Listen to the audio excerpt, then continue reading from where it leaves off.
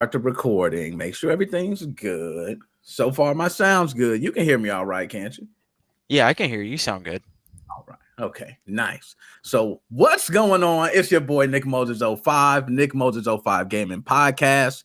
And right now, I am here with, and I can officially say this, staff writer of Kotaku. Is that correct? Yes, sir. Yes, sir. Kotaku staff writer here for Kotaku.com. Yes.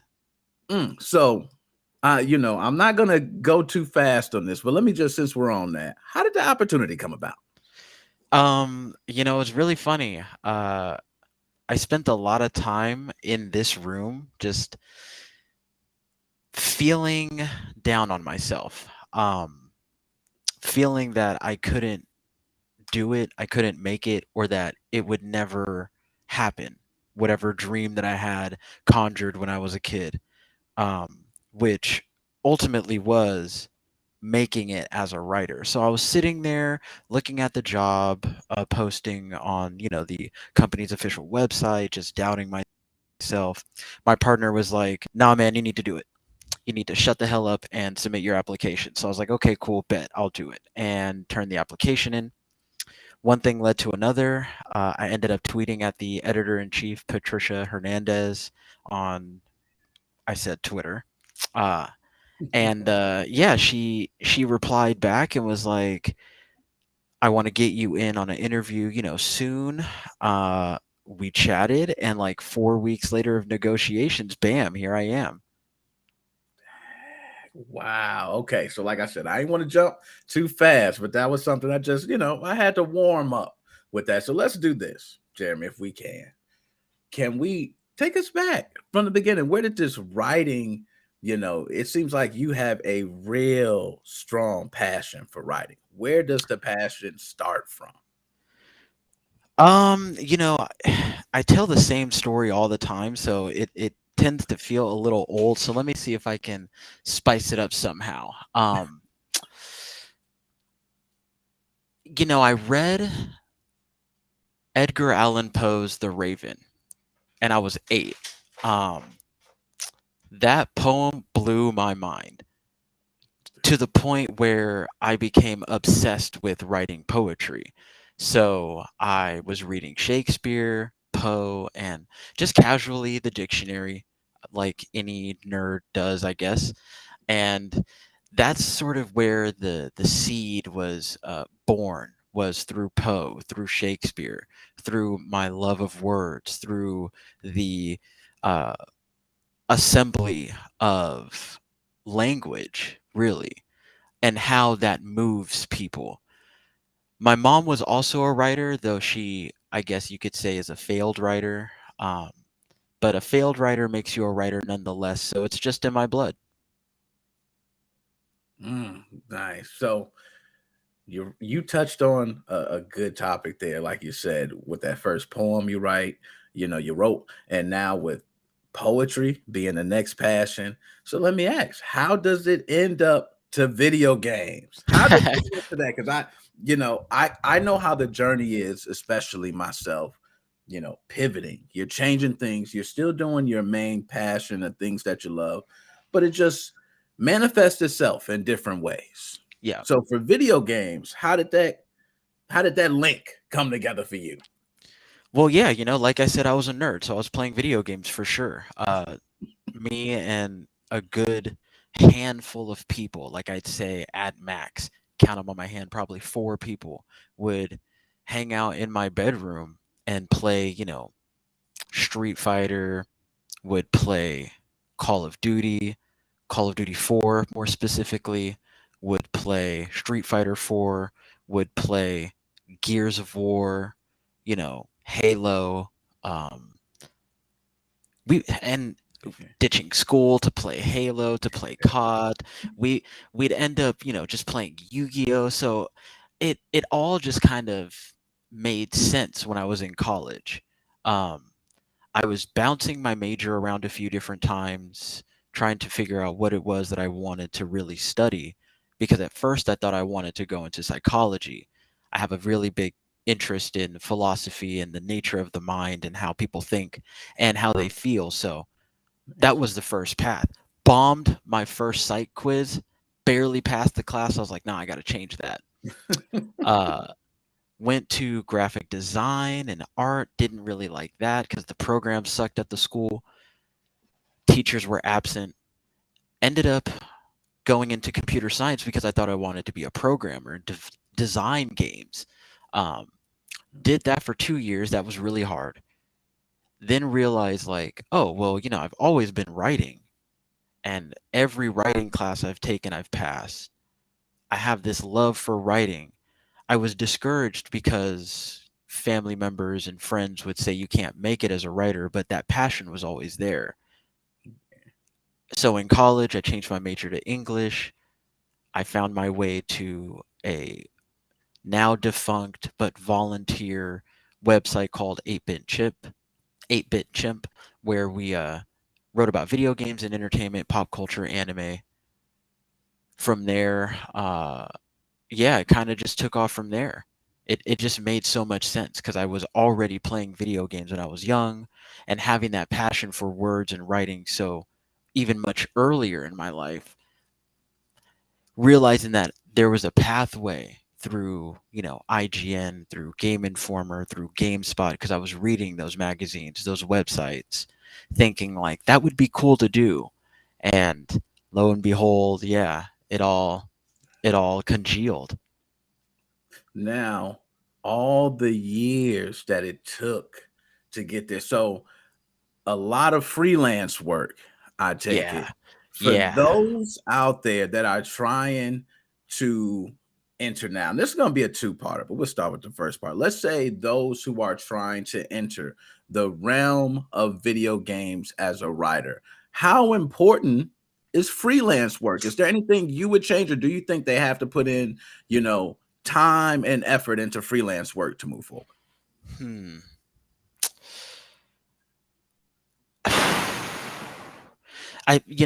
Freelance work is always important because the clips help get you recognition.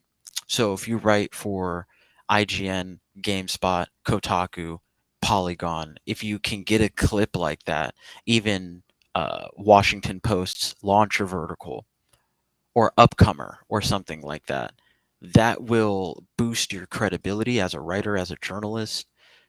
So the clips are good, right? You want to definitely be building rapport with these more established writers and editors to ensure that you have a relationship and um, a place for your words if you're looking for something a little bit deeper, something a little bit more prestigious. But do I think it's all you need, or do I think it's the only way? No. I think you can definitely make it by writing on your own blog. I don't think it's necessary to have to go the traditional route of, I'm this obscure writer, and then I'm now writing for IGN as a freelancer, and then okay, now I'm a staff writer at Eurogamer or something. Uh, that is the pathway, and that can happen, of course, if those are your goals, but it's not the only way. You can for sure build your credibility, build your clips with solid, independent reporting on your own blog. Nice. Um, with writing, I know comes influence. People seem to read, feel passionate about your pieces. So tell me, this is just a question. What is a piece that you wrote that you received that you feel like the most backlash, where people didn't so much agree with the way you felt, but you still had to let people know where you stood? There are three pieces that I can think of, but the one that I'm going to land on, and this is an old school joint, because I wrote it in 2017 for Feminist Frequency when they were taking contributor pitches for a very brief window, when they were still like a media company. Now I think they do just a lot of like community fundraising and organizing. But I wrote about Breath of the Wild. I think that game is very average, right? I think it's just like a kind of like a very middling kind of game. I don't need that shit really. But what I wrote for the piece, the essay itself was criticizing the narrative of Breath of the Wild and the design philosophy of The Legend of Zelda, insofar as it's Nintendo's fault that Zelda is a damsel in distress, when in Breath of the Wild they make her out to be this badass who's been warding Ganon off for a whole 100 ass years while Link has been slumbering, getting his beauty sleep or whatever, and Zelda's busting her ass trying to protect everyone, but then, because it's Link, I guess, and because it's The Legend of Zelda or whatever, Zelda's got to be cordoned off in the way that she always is. And so my criticism was, how is it that after all this time, we now get this like real confirmation of, oh yeah, Zelda, she's boss shit. She like really means shit. Look at her in Smash. Like she whoops ass. Mm. And to still get the same narrative of, oh well, Link is the savior. Link is the one that has to do it. It can't be Zelda to rescue herself. The gamers were pissed. The gamers were saying I'm a soy boy, that I'm a ultra feminist, that I don't know what I'm talking about, that that's the whole point of the series, that Zelda, like, they're in this like perpetual eternal struggle. Do you not know what the Triforce is? And I'm just thinking, like, the point of criticism is for entertainment to get better, not for it to stay the same or to adhere to the stringent rules that it places on itself. This is fucking video games. Like, it can do whatever it wants. So let me say, do you think a lot of that mostly came from people who just said, hey, it's a good game, just overlooking the story, the whole concept? And do you think a lot of that was just fanboyism, or do you think they Absolutely. had any points? I think that there are always some points that I'm willing to look at, right? I especially agree with the premise that, well, this is the designer's point of view. This is the story that they want to tell of these three pivotal figures who are in this perpetual struggle with each other. And that's just always what happens, is this vicious cycle. And maybe that's also the philosophical underpinning, right? The idea of a vicious cycle. So, okay, I can understand that, and that's all fine and good. But even with that, my expectation, or at least my hope, is for designers, for artists, for creatives to reimagine, reinvigorate these stories, um, tell them in a new light. It's fine if it's still Legend of Zelda, but like, make it about Zelda. It's called The Legend of Zelda. Make it like, give me a game about Zelda. No, I'm Give with me a game about Zelda saving Link. That would be tight. Yeah, no, I'm with you on that. Let me ask, so to further elaborate on that, do you think that writing in video games now currently has reached like a stalemate? Do you think we got a few good ones in, or are we reaching a point where we're really needing to take a step back and really get into the stories of some games? Because I do see some games with great backgrounds, great stories leading into them, but we got a lot of games where people are screaming, hey, it's just pretty much a shooter. It's another action game. It's another this. What do you think of writing now in games right now? I think it really depends on where you're looking in games. Because if you're looking at the very prestige companies, if you're looking at like a Naughty Dog, of course you're going to have high level writing there. Now, I did not like Last of Us Part 2. I have not made it through. That game is too fucking gruesome. I can't do it. I feel like Neil Druckmann and co. maybe went too hard on the brutality of at the and the depravity of human nature, when we as black people have experienced that for 400 plus years. I don't need to see any more deprived nature. I don't need that when there are cops kneeling on my brothers and sisters' necks for minutes at a time. So Mm. so you get really impactful storytelling in prestige games, of course. And then of course when you go to the indie side, you look at something like Celeste. I haven't played Death's Door, but I imagine that not the necessary physical wording of that game, but the environmental storytelling, the words behind the images. Um, Ignore the dogs, please, Oh, no, if you you can hear them. barely hear it. uh, uh, I feel like there's a lot of good storytelling in indies as well. So, the writing is good. I think the problem is gamers aren't paying attention to it. Either that or the writing is getting obscured by um the fanboyism, by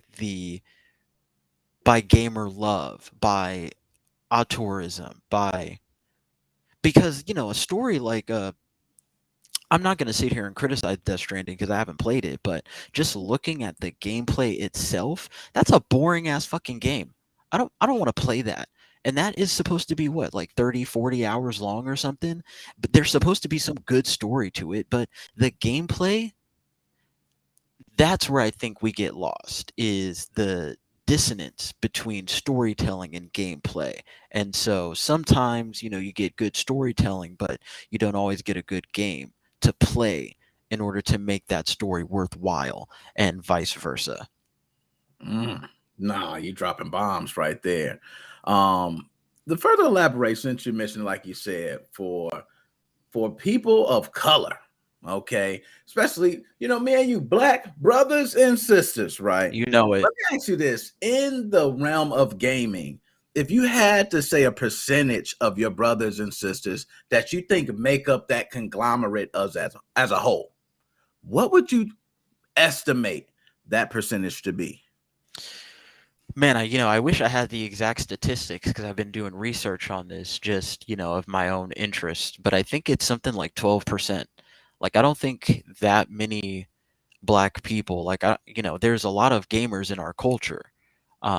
But I don't think there are a lot of black people who describe themselves as a gamer, or who keep up with games in the same way that maybe you and I do.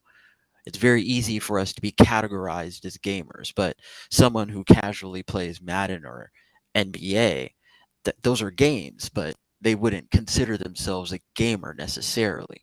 So, yeah, it's a really small number for sure, and it's a disappointing and disheartening number.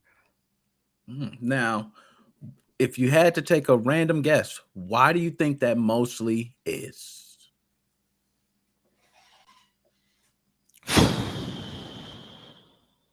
Probably because games aren't made for us. I think I I think think that's that it.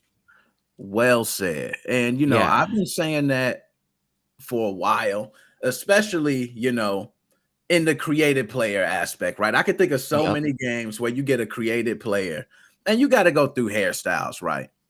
We already know how many hairstyles we got to choose from. We really probably have It's like actually this right here. It's either the Caesar you got or the bald that I got, or like a fro, and that's it.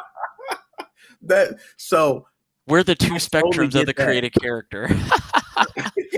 Yo, you are so right on that. And I've spoken with family members who even went deeper and said, hey, maybe we can get into Unreal Engine and we can start making, different shaders for skin colors. If we could start making, different palettes for characters that look more and similar to us. So, when you got on that aspect, I agree.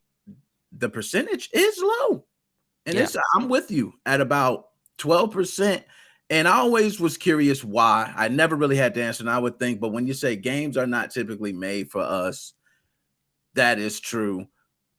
Do you think that because games are not made for us, that keeps people out? Or where does it stop at? Where do you think the disconnect? Because we got so many people that we know, me and you, that are people of color, black brothers and sisters that love games, that play them all the time, but never like you mentioned, they go to school for computer science, but they never finish through on programming, or Hmm. maybe they don't want to be a beta tester, or why don't we see the continuation in the field?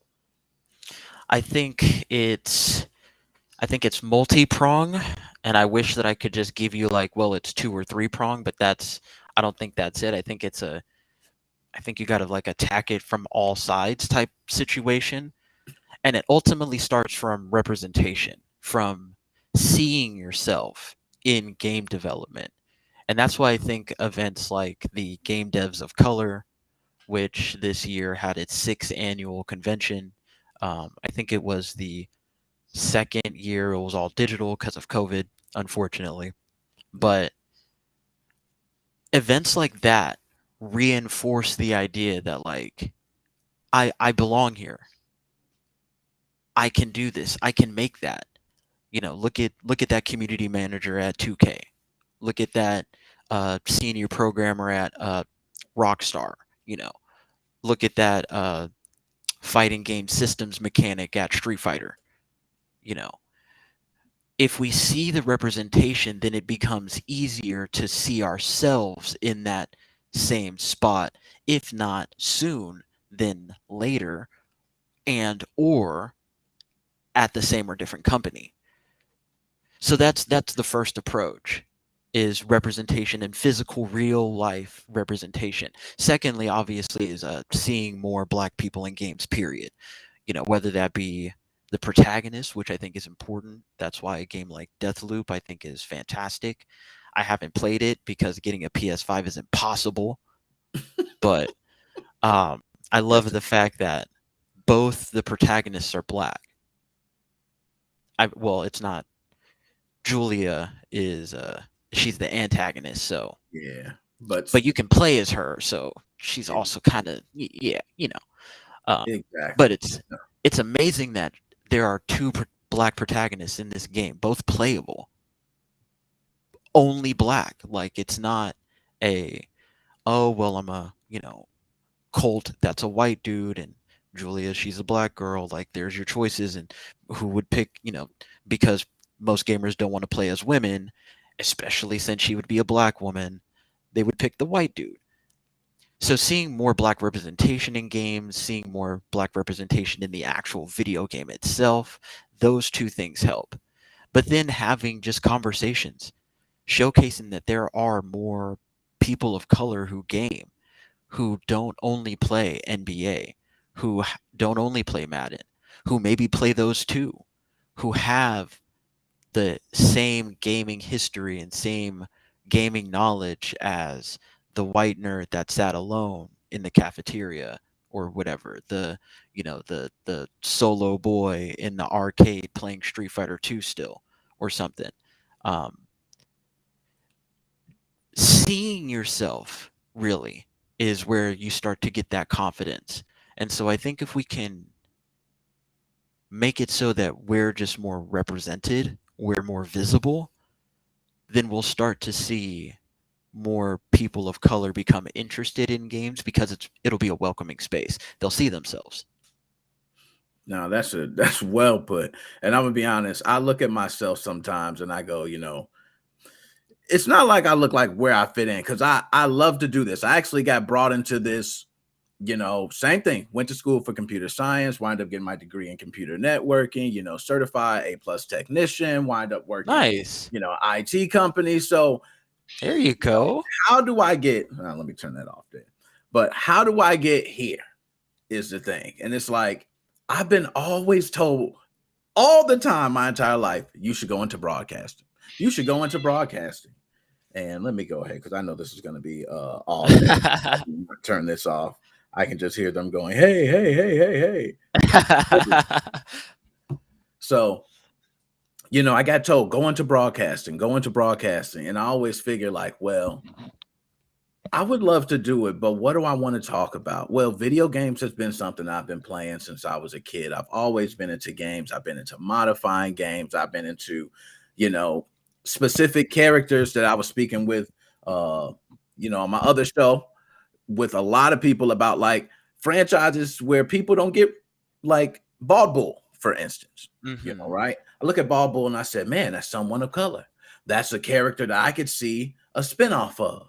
And Yeah, there's so many exactly. different characters that I do believe people of color, male and female, that just do not get picked up on, because I do agree with you. It seems like games are not typically made for us. So that was a good way of putting it. And I understand what it is. And you're right. All of us don't play 2K and Madden. And that's what a lot of people think. You see at the Madden tournament, the 2K tournament. And let me ask you this: why do you think gaming in the Black community, I can say this, it gets taken as a joke? If you're a grown man playing video games, it gets taken like it's not serious. Why do you think in other cultures, I don't hear that too often, but I know I can say specifically in the Black culture, it's like, man, he's a You dweeb, wasting he's a time. geek, he's a nerd, you're wasting your time, it's Yep. just games, you're not Yep. doing it. Why do you think that stigma is there? Because I think because we don't trust the white man. Let me elaborate, right? Mm. Not that video games were only made by white people. Because they're not. They're obviously made by all kinds of people, but they're typically promoted by white people. And Black people have had such a fraught relationship with white people especially, but definitely just like most people, if you look at the way Blacks were treated, not that great by a lot of people, very often throughout history, subjugated to the worst extent. So when you and you have that conversation, with your mom, you're young, you have that conversation, the race conversation. She brings up the history. You start seeing it in schools, in textbooks, the history, 1800, 1700, 1600. So then you start to get the context of how fucked your people have been. Then you start to develop rage. And that rage just transfers through generation through generation. And so we have a whole generation of Black people that just fucking hate. We just hate. Like, we're just angry and we just hate. And I get it. I get it. I'm just as pissed. Like, I get it. So couple that with the continuous rhetoric of, don't trust the white man. And you realize that games are typically made by white people, for white gamers, for a dominant white culture. You start to think that you don't belong.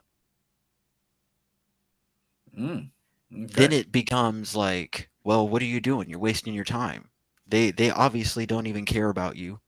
They're not gonna. These games aren't gonna do anything for you. So I think it's a refusal to change, a refusal to trust, and it's born out of that generations of hate, I think. But then on top of that, I think a lot of old heads just aren't informed of what games can do. And so I think that's, again, like I said a little bit earlier, we just have to have more conversations to highlight the positives that gaming have. Um, I remember I have a lot of anger issues that I was working through when I was young, and games like Grand Theft Auto helped me get it out. As violent as that game is, I should not have been playing it at 13, but being able to, input a cheat, spawn some rocket launcher or some tank and just go around. I had a bad day at school or whatever. Someone said something that pissed me off, whatever. I load up my PS2, punch in the infinite ammo cheat and just and then I feel better. I might get shot up by the cops, or maybe I get away, right? Infinite health or cheat code to get the stars to disappear. But after, 10, 15 minutes of that, I felt better. It's an outlet, it's an escape, but then it's also a way to express. So I think if we can showcase the multiplicity of games, then old heads will also develop and change that way too. So yeah, that's a two-pronged approach.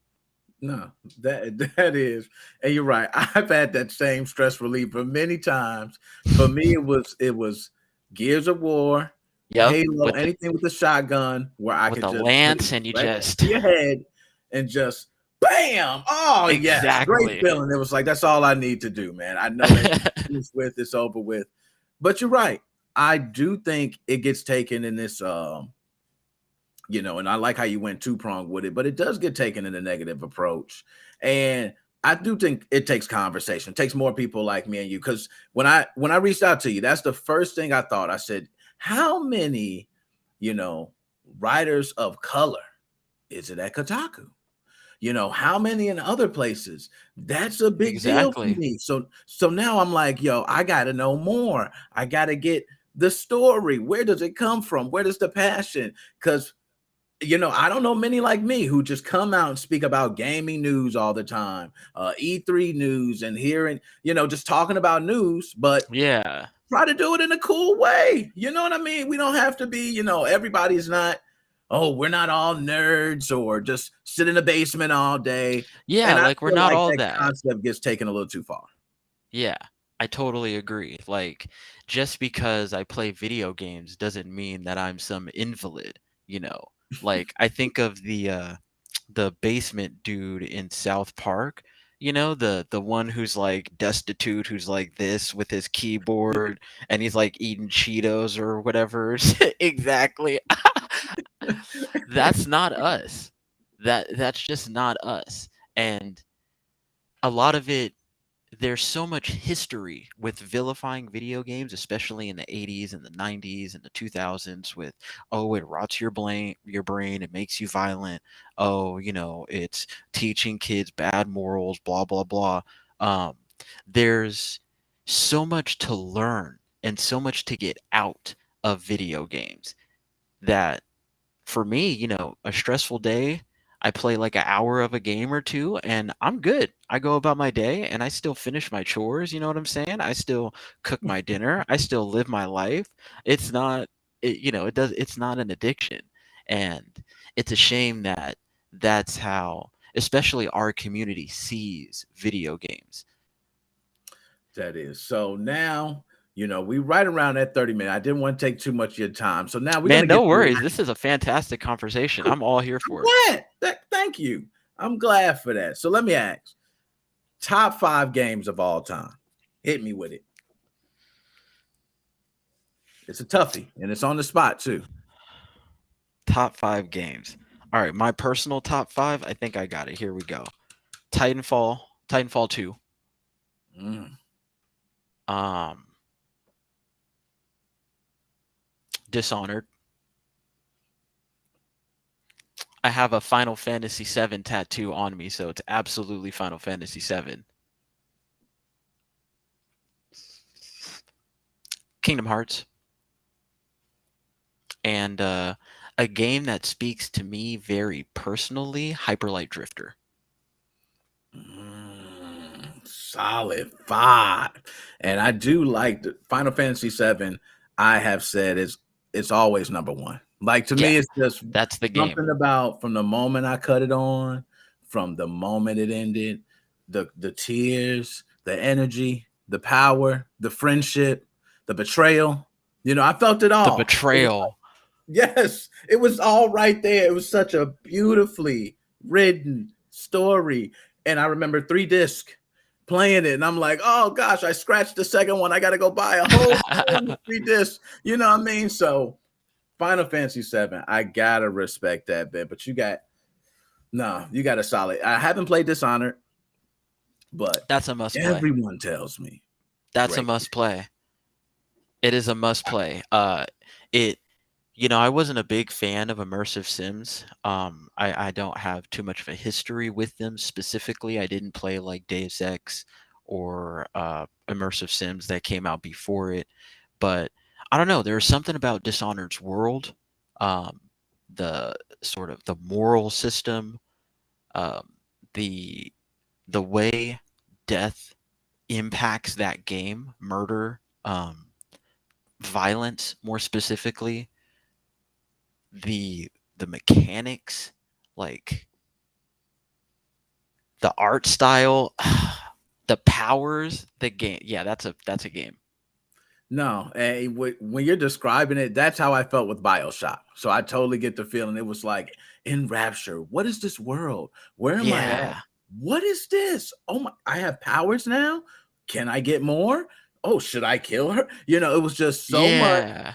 wrapped up in one small experience. It was kind of like a roller coaster, but it's like you went through it feeling like you had the choice. And then at the end, to get such a bam deal breaker right at the end. It was just one of Yeah. those games. So no, I have to give Dishonored a try. I'm with you. I would do that. Yeah, definitely give it a try. If you like BioShock, especially if you like BioShock Infinite, Dishonored is for sure right up there.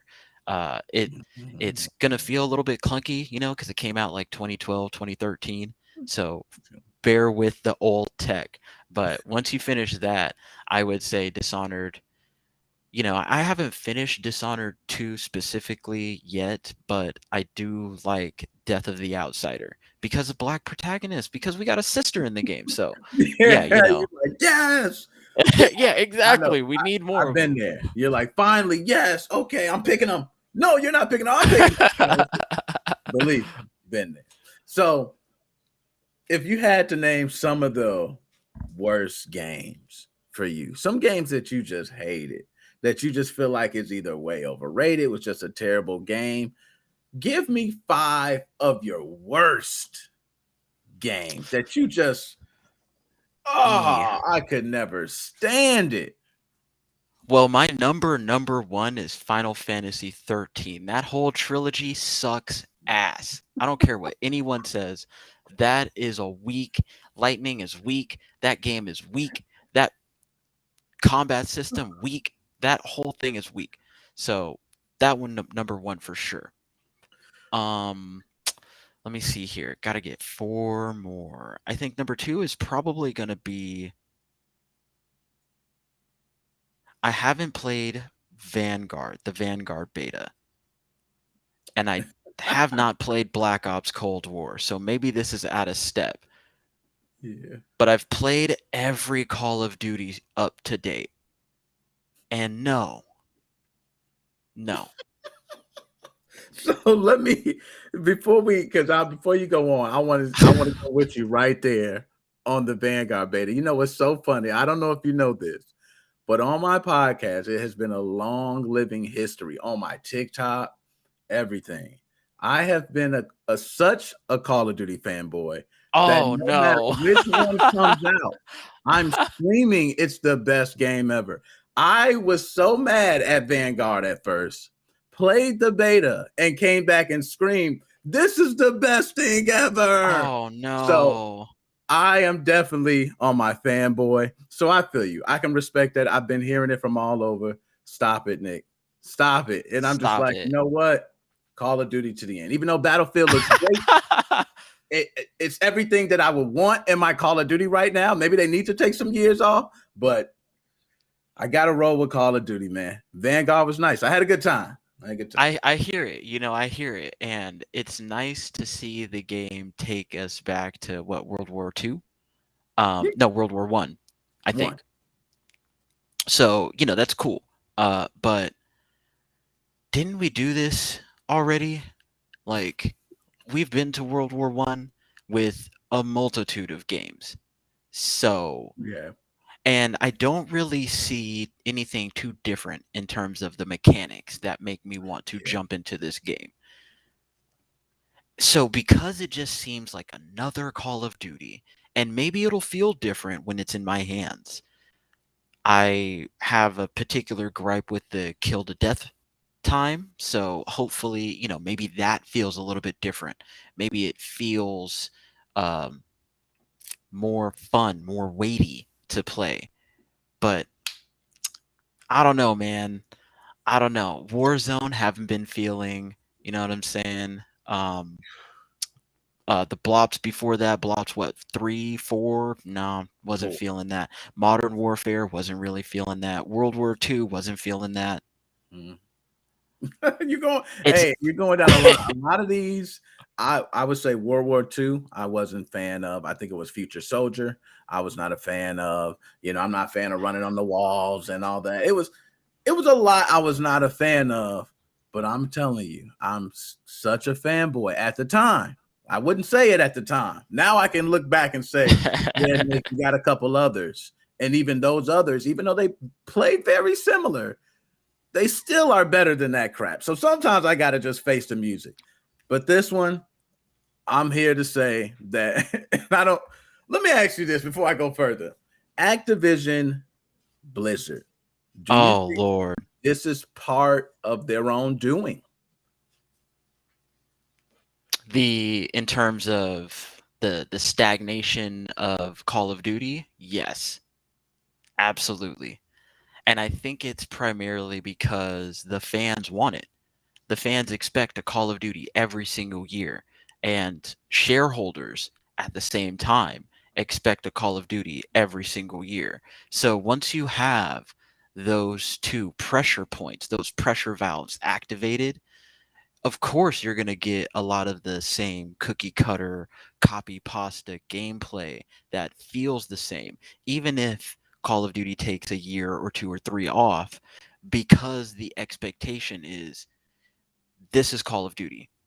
I'm expecting it to play a certain way. This is Call of Duty. It's got to be like this. This is Call of Duty. And these boxes have to be checked in order for it to be a Call of Duty. So because they've sort of pigeonholed themselves into, well, this is what Call of Duty is all the time, you know, team deathmatch, people running around with their heads cut off, pop around the corner, shoot you somehow in the chest and you die, which makes no sense when I shot you in the head, but okay.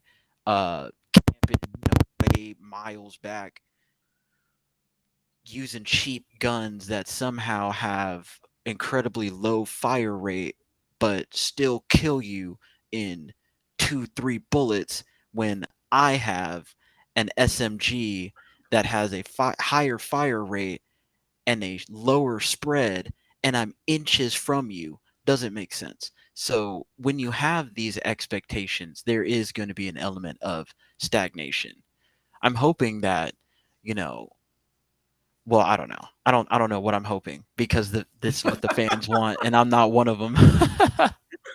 And this one, usually they always go, hey, we have zombies, we have battle royale, we Yep. have, the what is it, spec ops, or we have, they usually introduce something. This one, I haven't even been hearing much. It's just seeming like they just, for the beta, I'm gonna be honest, they threw a couple modes at us. I got a couple highlights. I'm gonna put them up later. Okay, a couple Okay. highlights, but there were hackers there. Uh-huh. Do you think that's going to be something that will ever get out of Call of Duty? At least not at this rate, not this high. Do you think it will calm down from this rate of cheating? Because it's been first match I played of the beta, I seen cheating. And it's just going on in all the Call of Duty games. Is this something you know about? Is it bad, or how bad is it? Let me ask. I'm like kind of familiar with it. I haven't been keeping up too much, but I'm aware that there is a very rampant cheating issue in Vanguard. Even before the full game comes out, people are using like aim assists and aim bots, and um I don't think they're using like any ammo glitches, but I'm at least sure that an aimbot and an aim assist are for sure being executed. Will it ever go away? I don't think so. Not not likely, not anytime soon at least. Maybe there's a possibility that Activision Blizzard, or who is it this year? Sledgehammer, I think.